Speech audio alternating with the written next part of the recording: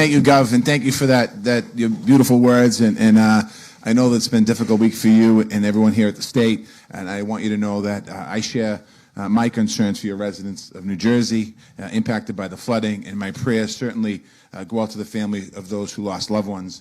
I know that President Biden was here to commit the administration's support in the relief efforts last week on the ground, actually this week, on the grounds of those hardest hit. As the President said, it's another clear example of the impact of climate change and the need for resilient infrastructure and the clean energy investments to meet this historic challenge at this moment.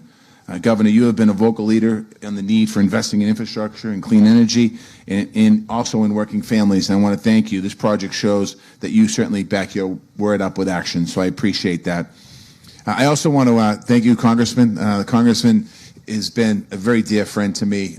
He has been there since I've been appointed by the President as Secretary of Labor. Certainly you've been an amazing friend and partner, so thank you for all that you've done. I want to thank also a lifelong union member. He's an electrician. I'm a laborer. We have an iron worker over here. We have some other trades in the room, so we might have a jurisdictional dispute before this day's over. But I want to thank you, Senate President, as well, for your great work and your friendship. President Mullen, for your work. The Treasurer, the mayors, Speaker of the House. I spent 16 years in Massachusetts House of Representatives. Bobby DeLeo is a good friend. Ron Mariano is a good friend. I serve with them both, so thank you, Mr. Speaker. To everyone here today, the construction, the building trade leaders, any rank and file that's here, thank you for your work as well. To all the different trades that are here, the companies, everyone. If I started going on, I'd be here for 3 days, and the rain's coming, so I'll stop talking there. But it is important when you think about today. Today is a public-private sector relationship.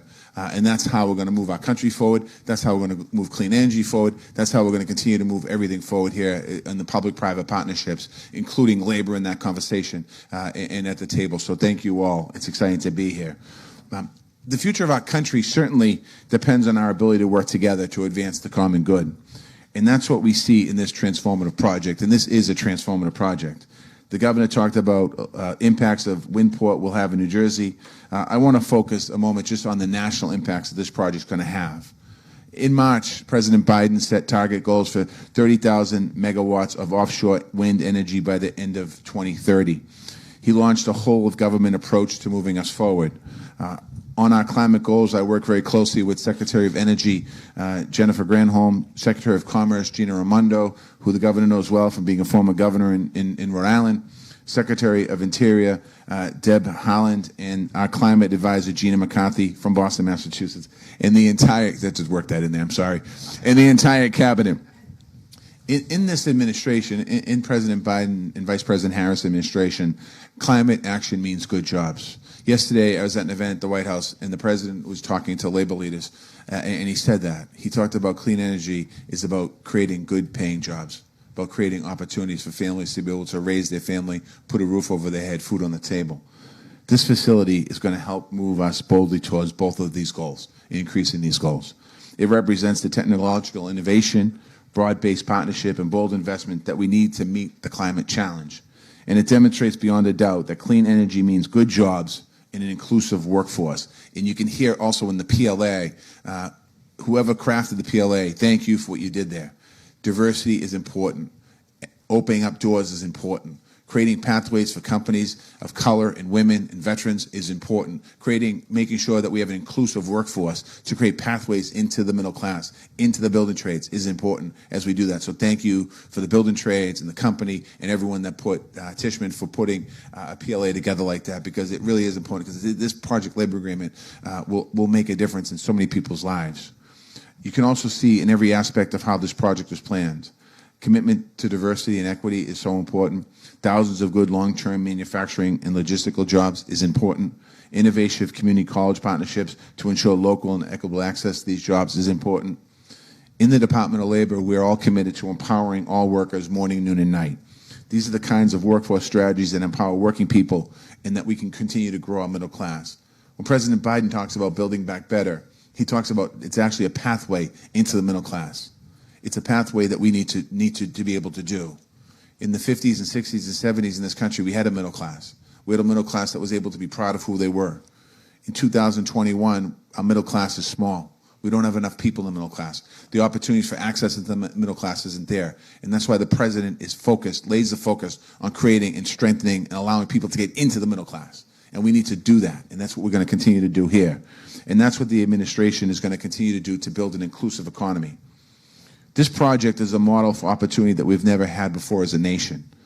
The $1.2 trillion bipartisan infrastructure bill that passed the Senate would create millions of other good jobs. And we were just interviewed, the governor and myself, by the news over there, and we talked about this project is even before the infrastructure investment.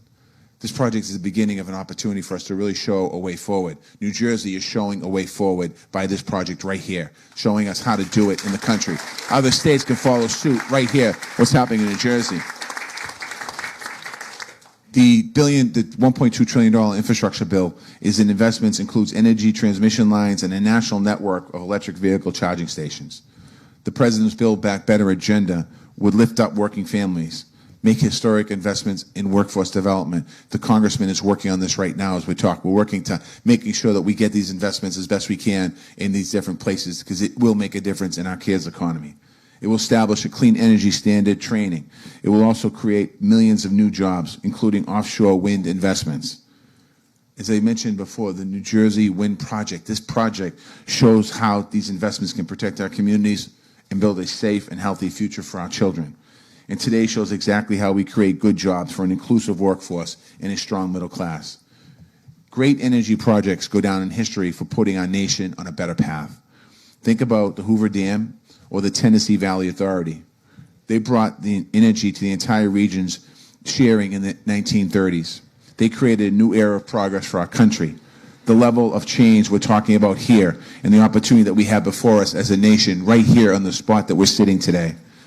Now I have the great honor of turning the microphone over to a friend, your congressman, an IBEW union brother, a champion for the working family, a strong partner with me and also a strong partner with the entire congressional delegation and the entire administration in Washington. He works on the House Committee on Education and Labor, and I'm being extra nice to him today because he's marking up our bill, so we want to make sure, and I'm only kidding there. My dear friend, Congressman Donald Norcross.